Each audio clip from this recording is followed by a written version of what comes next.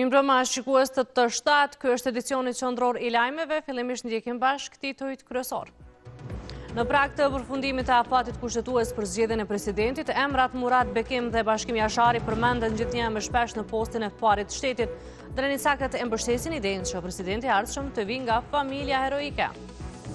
Subjektet politike deklarohen për çështjen e presidentit vetëvendosje pa emër konkret. LDK s'ka diskutuar për kandidat, ndërkaq PDK kërkon marrëveshje të përbashkët. Mbledhet Këshilli Organizativ për shënimin e epopejës së UÇK-s mungojnë përfaqësuesit e OVL UÇK-s, cilët kritikojnë Ministrinë e Mbrojtjes në koordinim përfshihet edhe Komuna e Skënderajt, e cila ka kërkuar që aktivitetet e sivjetme të jenë më madhështore. Ish shefi AKI-s Driton Guashi edhe pas rigjykimit dënohet me 4 deri në 8 vjet burgim. Ai akuzohej se ishte angazhuar në debimin e 6 shtetasve turq nga Kosova, duke shkelur procedurat ligjore. Guashit ju ndalua edhe ushtrimi i çfarëdo funksioni në administratë publike. Deputetët e Komisionit për Ekonomi mbajtën mbledhjen e radhës. Deputetja e LDK-s Janina Ymeri kërkoi që të sigurohen kontratat e shitjes dhe blerjes së energjisë elektrike për 5 vitet e fundit. Iniciativa e saj mori mbështetje edhe nga deputetët e pushtetit. Kanë mbetur vetëm 8 ditë deri në përfundimin e afatit kushtetues për zgjedhjen e presidentit. Subjektet politike kanë bërë deklarata lidhur me kandidaturat. Nga vetëvendosje thonë se nuk kanë ende një emër konkret, ndërkaq partitë opozitare kërkojnë një marrëveshje gjithëpërfshirëse në mes partive. Kam qenë mbrëmje te Basarifat. 9 ditë para afatit kushtetues për zgjedhjen e presidentit, konfirmoi se vizitoi Jasharët në Prekaz.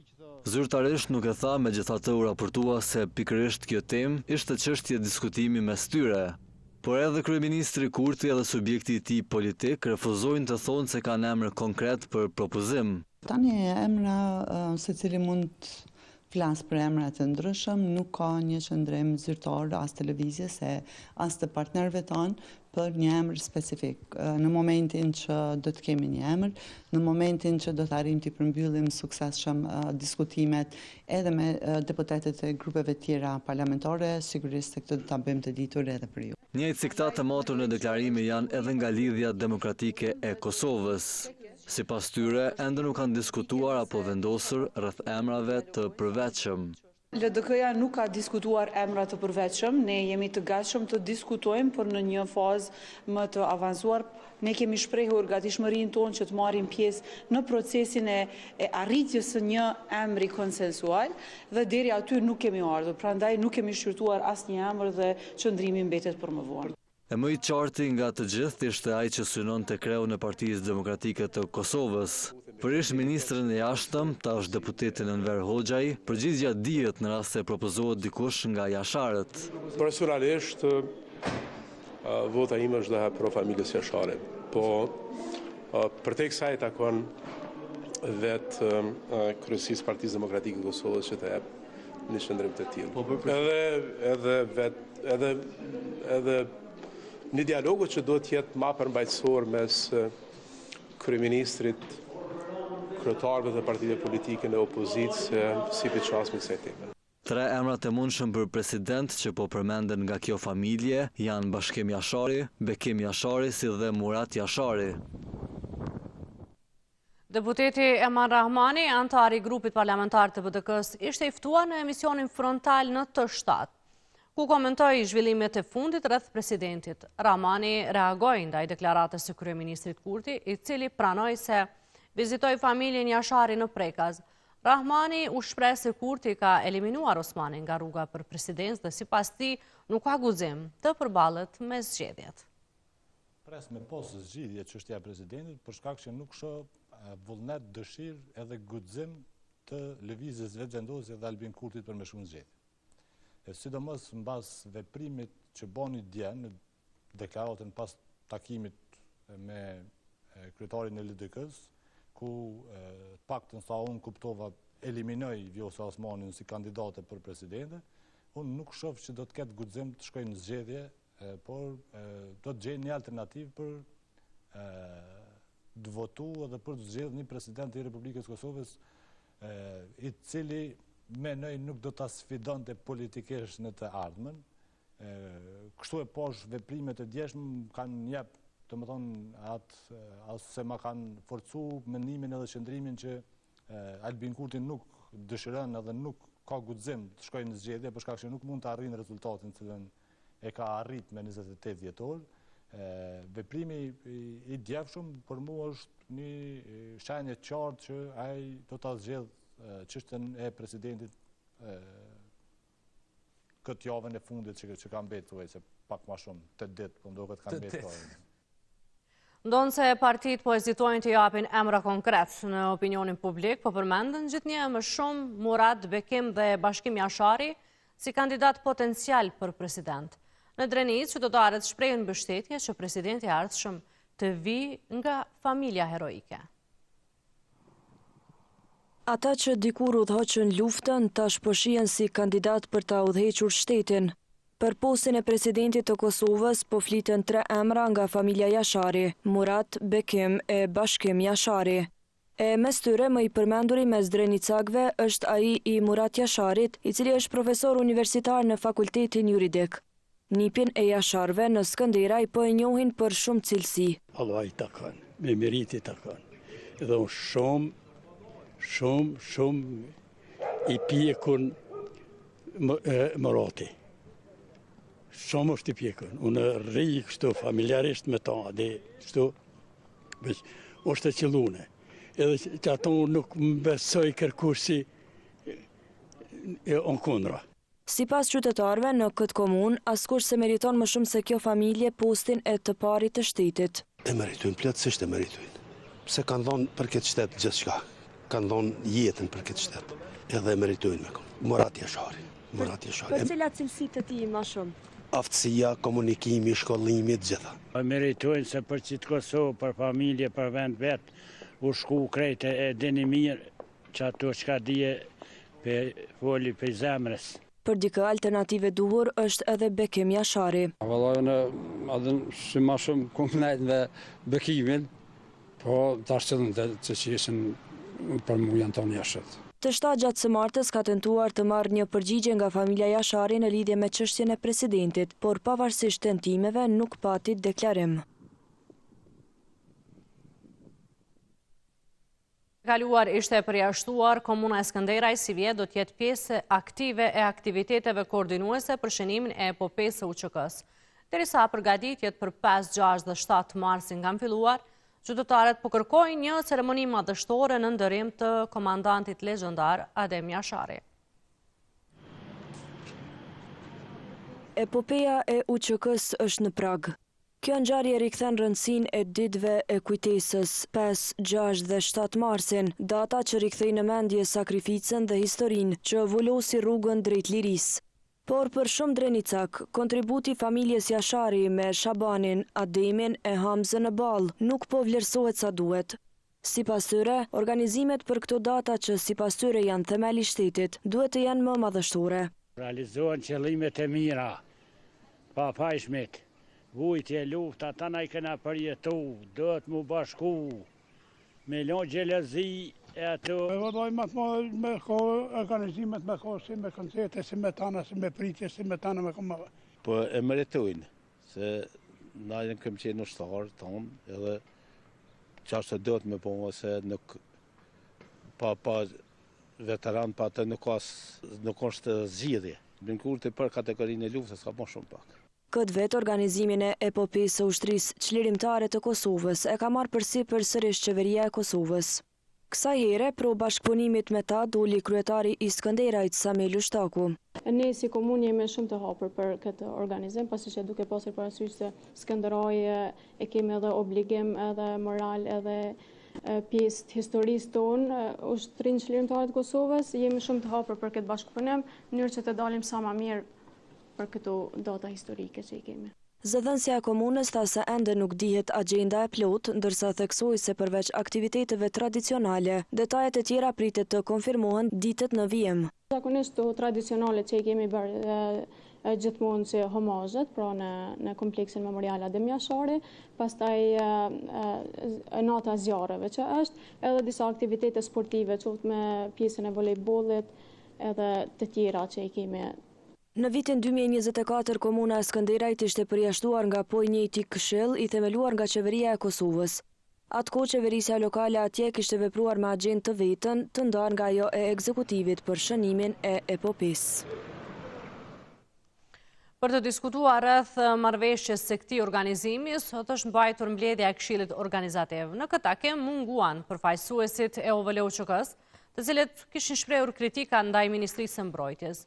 Megjithatë, pavarësisht mungesës së tyre të pranishmit, u dakorduan për planin dhe aktivitetet që do të ndiqen gjatë datave 5, 6 dhe 7 mars. Të premten u caktua Këshilli e të martën e thirrën takimin. Me ftesë të Ministrisë së Mbrojtjes u mblodh grupi punues për përvjetorin e epopesë së UÇK-s. E në shënimin e kësaj dite në Këshill fillimisht superfshin fare organizatat e dala nga lufta. 3 ditë më vonë pas reagimit këta pranuan ftesë për takim. Nënkryetari OVL-UÇK-s Gazmend Cyla tregoi nëse do marrin pjesë në këtë grup punues. Prej Ministrisë Mbrojtjes ku thotë që ju lutem dërgojeni një antar nga ju për të qenë pjesë e një takimi që Këshilli po mbledhet diçka ngjashme kështu për sot, kinse në ora 13 dikun, paksa ka qenë edhe formë urdhërore. E jo, ne urdhrat në ushtarët e ushtrisë shqiptare të Kosovës ose organizata ose kategoritë dalën nga lufta, urdhrat e kemi zbatuar veç në kohën e luftës. Cyla tha se nuk mund të pranojnë urdhër të tillë nga askush. Jo, ministrin këtë rast më na urdhëruan ne me thonë eja nëse është domosdoshme një ftesë për të qenë pjesë e këtij takimi, prandaj për neve ka qenë tepër ofenduese, kështu që e marrim prapë si fyrje, edhe forma e ftesës të Ministrisë Mbrojtjes ka qenë fyrje për ne, kështu që nuk do të marrim pjesë në këtë takim. Mos pjesëmarrjen e tyre në këtë takim, si shqetësim e ngriti nënkryetari Skënderajt Fadel Nura. Senatori i Këshillit adresova këtë çështje dhe mora përgjigje nga kryesuesi se shoqatat janë pjesë e vendimit të Këshillit dhe të njëjtën ku janë ftuar përmes email adresës, me çfarë ne posedojmë edhe email adresën, por mbet kryesuesi me bashkëkryesuesin e këtij Këshilli që ta keni takim përbashkët me shoqatat dalur nga lufta. Nura tregoi planin që u bë për datë 5, 6 e 7 mars. Po parakalimi i PSK-s, homazhet, pjesa kryesore ceremoniale, pastaj janë organizimet Skënderaj që banë nota e zjarreve bashkë me evente tjera artistike që janë çdo vetshme, por që ka pastaj aktivitete të tjera. Këshilli do të mblidhet sërish të njëjtën. E gjatë kësaj mbledhje u miratua dhe logoja zyrtare për shënimin e epopesë. Takimi u kryesua nga Ministri i Mbrojtjes Ejop Maqedonci në cilësinë e bashkryesit, si dhe Ministri për Punë, Familje dhe Vlerat e Luftës Çlirimtare Andin Hoti. Të pranishëm ishin edhe antarët e Këshillit Organizativ dhe përfaqësues nga zyra e Presidentës, Kuvendi i Kosovës, zyra e Kryeministrit dhe Asociacioni i Komunave të Kosovës. Pas konsultimeve të përbashkëta, Këshilli Organizativ miratoi agjendën zyrtare për datat 5, 6 dhe 7 mars, si dhe logon zyrtare të manifestimit të këtij përvjetori.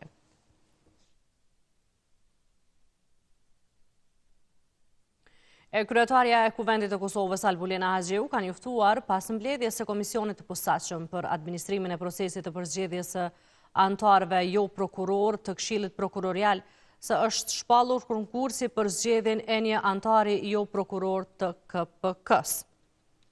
Ndërkaq që në përmbushje të obligimeve që dalin nga reforma në Këshillin Prokurorial, sot pavonesë kemi shpallur thirrjen për zgjedhjen e një antari jo prokuror në këtë këshill.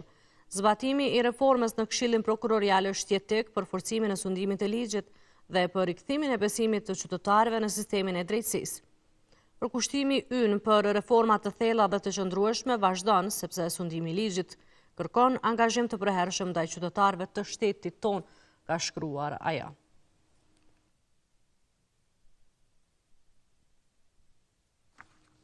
E mbledhje sot kanë mbajtur edhe deputetët e Komisionit për Ekonomi.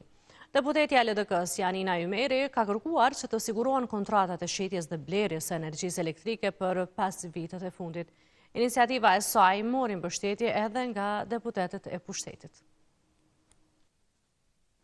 Me të mbledhur antarët e Komisionit për Ekonomi, njëra prej tyre kërkoi fjalën. Janina Ymeri nga LDK pati një kërkesë për komisionin e që mbështetje pritje dhe nga kolegat e saj deputet. Çka kisha desht me kërku është kontratat e qeverisë së energjisë elektrike kryetare, nëse ka mundësi me autorizu komisionin nëpërmjet koordinatorit na kërku për 5 vitet të fundit kontratat e shitjes dhe blerjes së energjisë elektrike. Për krajen i pari në këtë iniciativë ja dha Valen Ramadani nga partia në pushtet. Unë jam jo vetëm këto data që tha deputetja Ymeri, po krejt data, që sa do që ka nevojë kërkesë nëse kena dhe nas për data ma herët tash. Ymeri problematik nuk peshe faktin që këto kontrata të kërkuar nga pas lufta deri më sot. Sa për mu pe vitit 2020 nuk prish punë, 2026 edhe krejt shihet pavarësisht partisë. Dhe jam dakord me deputet të opozitës, nuk është çështje politike se kena mi pa krejt partit, sa është dëmtu buxhetin pak i xhepit në qytetarit. Para se të miratojë fushveprimi komisionit, drejtori Seni dha një propozim. Tek rregulloria, kur detajohet fushveprimtaria e ministrive, është lënë mundësia që nëse me ligje ka fushat e tjera të cilat u takojnë ministrive, ato do t'jenë të ngarkuara me to detyra të reja.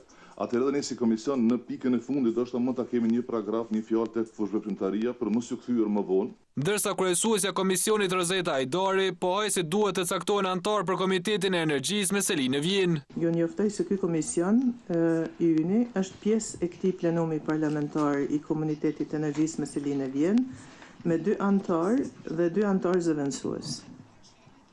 Ne duhet saktojmë 4 deputet, ku përberja duhet të jetë sipas fuqisë politike nga nga pozita dhe 2 nga opozita. Me votat e antarëve të pranishëm, u votuan Rozeta Ajdari, drejtori Seni dhe Janina Ymeri, ndërsa nga PDK u propozua Uran Ismaili.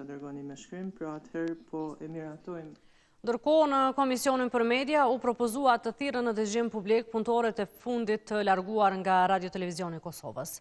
Iniciativën e mbështetën deputetet e PDK-s, por ajo u kundërshtua nga deputetet e partisë në pushtet, të cilët thanë se çështja duhet të shqyrtojë së pari nga Inspektorati i Punës. Para antarëve të komisionit pati një propozim specifik për të bërë. Kryetari Ariana Musliu Shoshi kërkoi dëgjim publik për punëtorët e larguar nga puna së fundmi nga Radio Televizioni i Kosovës. E kemi diskutuar paraprakisht që të ftojmë në dëgjim publik 3 vajza të cilat janë larguar nga puna nga RTK-ja dhe bordin, pra antarët e bordit të cilët janë bashkë me drejtorin e Radio Televizionit Kosovës dhe këtë kam menduar që ta bëjmë në fillim të marsit. Edhe deputetja PDK-s Ganimete Musliu kërkoi që të caktohet data dhe të dëgjohen deklaratat e tyre. Në parim jemi të akordu që kjo bëhet, prandaj mendoj që sot vetëm duhet të caktojmë një datë se kur jemi të gatshëm që ne të procedurojmë në çështje. Mirë, po me propozimin e partisë kryesore opozitare nuk u pajtuan partia në pushtet. Nëse me të vërtetin larguar prej punë padrejtësisht, ato i drejtohen së pari Inspektoriatit të Punës. Të presën vendimin e Inspektoriatit të Punës, se na nuk mujna me lu rolin e Inspektoriatit të Punës. Si kur të shenë ndonjë organizat tjetër, ato ju këshin drejtuar këshillit pavarur mbi këtyre shërbësve civil dhe këshun prit vendimin e tyre.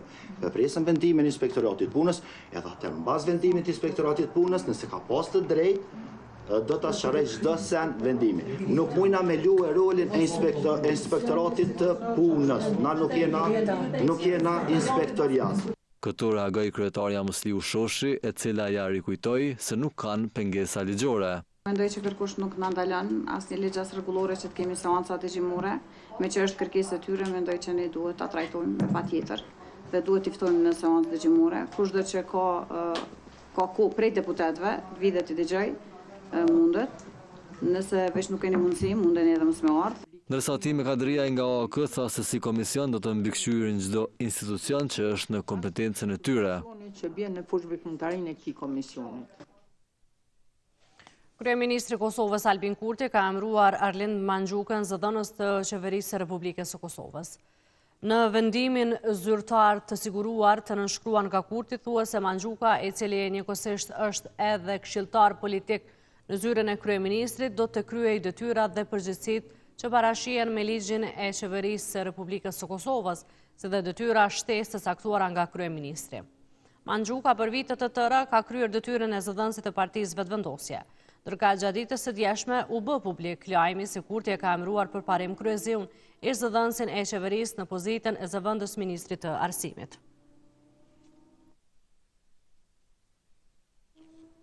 Gjykata themelore në Prishtinë edhe në rygjykim e ka shpallur fajtor dhe e ka dënuar me 8 vjet burgim ish shefin e Agjencisë Kosovare për Inteligjencë Driton Gashin, i akuzuar për rastin e njohur si Gylenistët.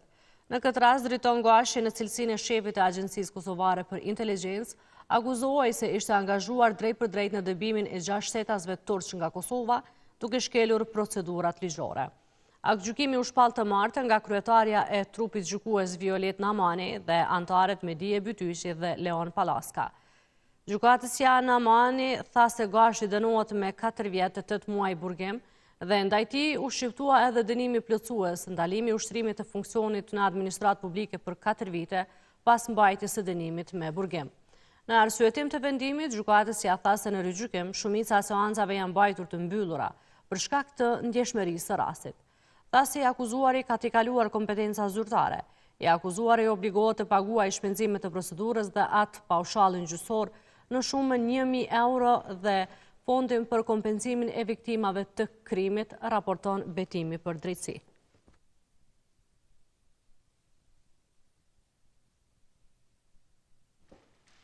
Sistemi prokurorial i Kosovës ka njoftuar se 4 persona janë arrestuar për mashtrim mbi 1.5 milion euro ndaj të cilëve është caktuar para burgim. Në njoftim shtohet edhe se arrestimi 4 personave është bërë nga Prokuroria Themelore në Prishtinë, së bashku me policinë e Kosovës. Sipas dyshimeve të pandehurit me qëllim të përfitimit të kundërligjshëm pasuror për vete, duke fshehur faktet relevante dhe duke vënë në lajthim të dëmtuarin me iniciale HM, në bashkëkryerje i kanë shkaktuar dëm material në vlerë për 1.578.180 euro, thuhet mes tjerash në komunikat. Tutje shtohet edhe se të dyshuarve gjykata u ka caktuar masën e paraburgimit në kozgjate prej 30 ditësh. Shikues të nderuar, kjo ishte tëra që kishim përgatitur për këtë edicion lajmesh. Unë ju falenderoj për vëmendjen, natën e mirë dhe mirëmbëjtje.